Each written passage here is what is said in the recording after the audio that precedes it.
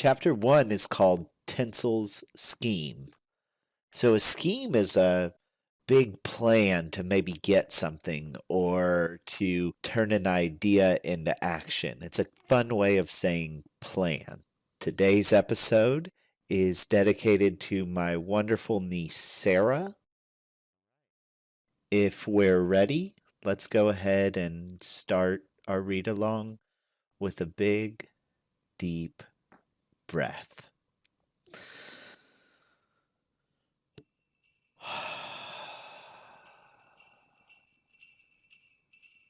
And we begin. Chapter 1 Tinsel's Scheme. Tinsel knew this would be the last year for him to be center stage for the greatest event ever. He had a good run, sure, but it shouldn't be over so soon. He'd seen firsthand little Molly grow through being a toddler and even witnessed baby Peter's first Christmas. But when he had been put up in the attic last year, there was a mumbling. "This thing is starting to fall apart." That's what he said. "That is what they think of me," thought Tinsel. Thing wasn't what they were thinking when they had dressed him with their family's favorite ornaments. Thing wasn't what they had thought when they had hidden the pickle or wrapped the garland or strung the lights. And Thing certainly wasn't what they had thought when his father had stood back the first year and said, "Isn't it perfect?" For years they had stuffed gifts underneath me and shared the best holiday of all, Christmas. And today I am just a thing, Tinsel told Bulb. Bulb was a strand of the good lights, or at least that's how they had referred to him over coffee last year as they had gotten him out of his packaging. They were willing to replace the deficiencies in Bulb, but as soon as Tinsel began to fray, they were quick to turn their backs. Bulb would be strung out along the house, and his large lights would illuminate the outline of the house in a nostalgic blue and red and green, orange, and white glow of the holidays. Tinsel remembered back to being on the shelf at the department store. He didn't remember much before then. There were faint memories with a lot of shuffling around and bouncing trucks, but the clear memories begin at the department store. "You know the good trees are the real ones that come from the North Pole," one tree had said to another as they sat on the shelf awaiting that year's Christmas. "Yeah, Santa and his elves cut them down themselves and shipped them in preparation for the Christmas holiday. They even smell like Christmas," the other tree replied. Oh, how Tinsel had wished to be so lucky. Imagine being a real tree. Sure, that's one thing. But a real tree that smelled like Christmas, hand-picked, and cut down by the great Santa himself, that would be really something. And now, as the season approached, Tinsel had wondered what to do. Sure, he was getting old, but he was certainly not garbage. This year would be one for the picture takings, and all the family would be there, as little Peter would now be 3 and Molly 5. Each year was magical, but for the last 2 years, Peter had sat and stared at the spectacle without understanding the greatness of Christmas. Tinsel had remembered little Molly's 3rd Christmas.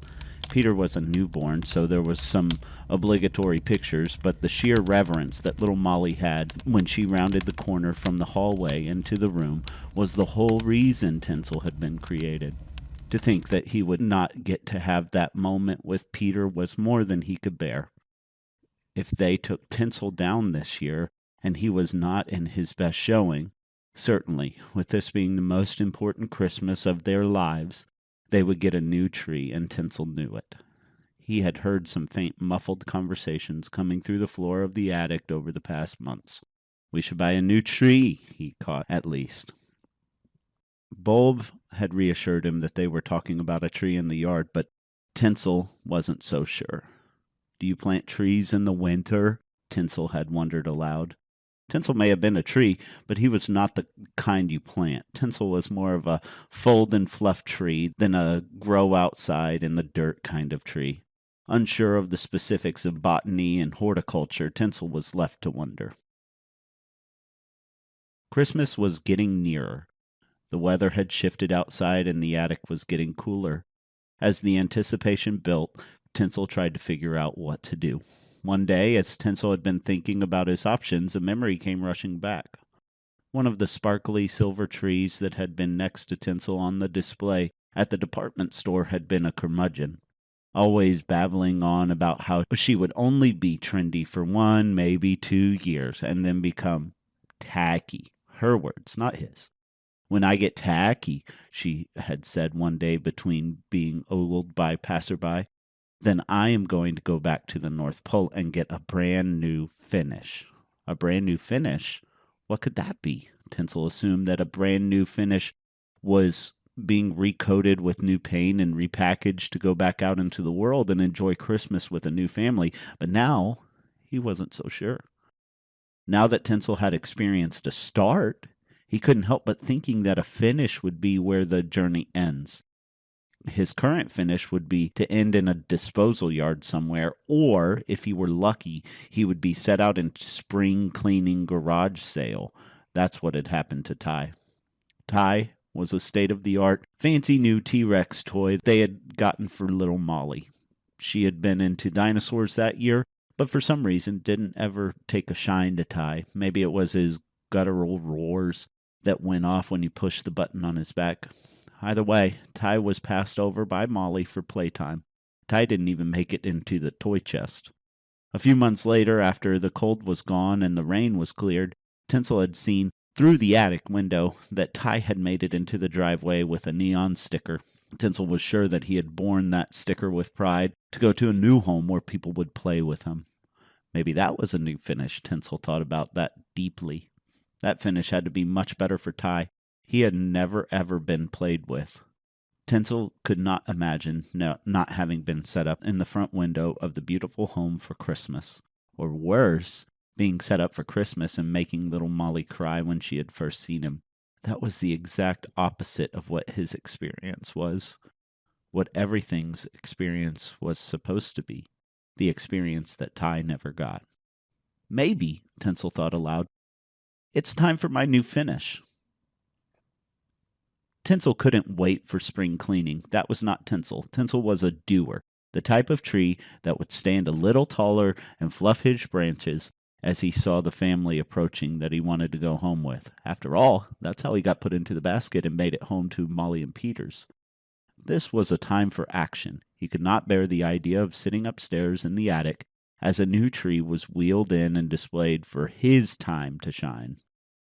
December was his month. It was approaching, and based on the evidence presented to him, he was going to be spending it in the attic.